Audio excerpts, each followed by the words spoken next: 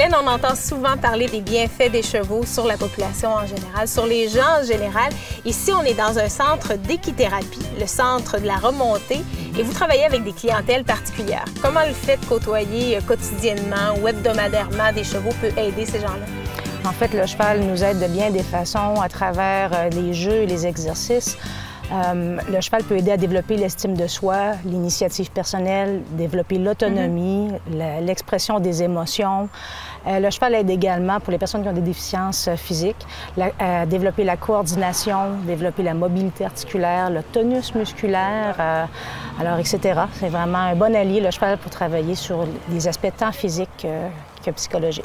Ça doit vraiment être très large, mais est-ce que vous pourriez me donner quelques exemples plus concrets de personnes qui peuvent se présenter ici? Bien, à la remontée, on accueille plusieurs types de clientèle, mais on reçoit particulièrement des personnes qui ont des déficiences intellectuelles, des déficiences physiques, de l'autisme, de la trisomie, des personnes qui ont des troubles de santé mentale, tant chez les enfants que chez les adultes, et des personnes aussi, des jeunes qui ont des difficultés d'adaptation scolaire. Comment vous faites? Comment vous vous y prenez pour faire en sorte que ces personnes qui ont des besoins particuliers puissent aussi évoluer, là? Peut-être pas autant que les cavaliers qui viennent couramment dans les centres équestres, mais qui puissent évoluer là, à leur rythme. En fait, on part justement des besoins de chaque personne. On respecte le rythme de chacun et on pourrait être surprise. Dans certains cas, il faut juste prendre un peu plus de temps, mais on peut arriver à développer quand même pas mal d'autonomie chez certains cavaliers. Il s'agit d'y prendre le temps puis d'avoir des stratégies d'intervention qui soient ajustées par rapport à leurs besoins particuliers.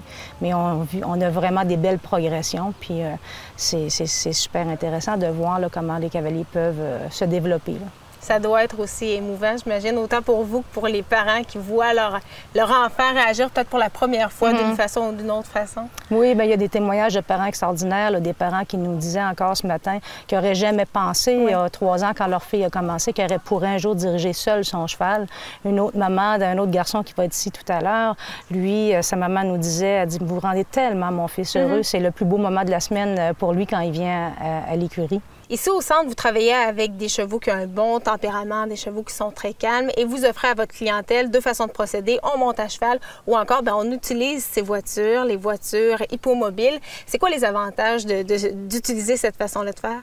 La voiture d'attelage adaptée permet à des personnes qui ont un handicap un peu plus lourd, plus sévère, qui ne pourraient pas monter à cheval, de pouvoir profiter quand même du contact avec le cheval et d'une balade en voiture. Mais l'activité attelage n'est pas uniquement pour les personnes ayant des handicaps lourds, elle s'adresse à toute notre clientèle. Parce que c'est vraiment une activité qui permet de développer la communication, le partage, l'entraide. C'est une activité aussi familiale. Madame Caron, on vous retrouve à quel endroit sur le web? Centre d'équithérapie laremontée.com. Merci beaucoup. Merci à vous.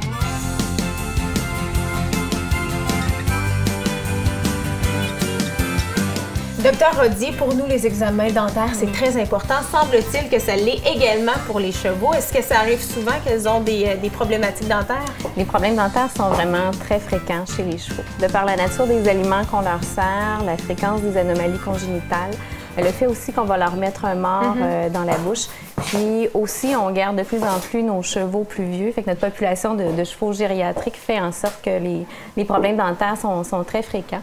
Ça représente une part importante des interventions vétérinaires. Puis la plupart des chevaux vont être vus dans une année 1 à 2 fois par année, strictement pour la prévention au niveau des soins dentaires. Mais les propriétaires font comment pour savoir qu'il y a possiblement une anomalie? Est-ce que le comportement de l'animal change? Oui, donc on peut avoir vraiment des indications en regardant notre cheval mastiquer. Donc c'est un cheval qui peut manger très lentement, échapper de la nourriture, avoir des accumulations de nourriture au niveau de la joue, avoir une très mauvaise haleine.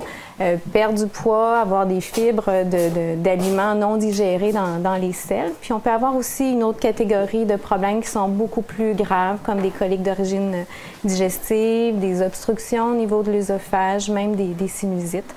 Puis souvent, ça va être des plaintes au niveau du cavalier, un cheval qui va être très réactif là, à l'action du mort. C'est très complexe.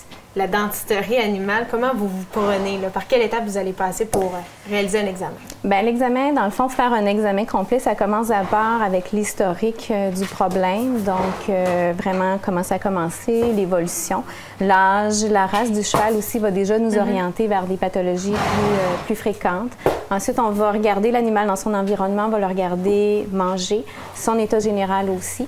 Puis après ça, on passe plus à un examen qui est spécifique. Donc d'abord, l'examen au niveau de la tête du cheval, la symétrie des os, les masses musculaires, la présence d'écoulement nasal ou non, qui pourrait être un signe, par exemple, de sinusite secondaire à une pathologie dentaire. Et ensuite de ça, on va faire un examen sous sédation pour le reste. Donc, avant de faire une sédation, il faut s'assurer que l'animal a un état cardiovasculaire qui est normal. Puis, si son état nous le permet, on fait une sédation, on installe un spéculum, puis on va faire un examen complet des arcades dentaires. Il y a certaines personnes qui ont la frousse d'aller chez le dentiste en raison des instruments qui sont utilisés, mais c'est parce qu'ils n'ont pas vu vos instruments. Effectivement. C'est très gros, là. C'est à peu près la même chose qu'on va retrouver chez un dentiste, mais le format gigantesque d'une certaine façon. Donc, on a des équipements motorisés maintenant, des miroirs, des sondes, des curettes, des pinces à extraction. Donc, tout ce qu'un dentiste utilise, on l'utilise aussi chez les chevaux. Mais c'est adapté, c'est certain. Bien, Madame Rodier, ça a été très, très intéressant. Merci beaucoup. C'est un plaisir.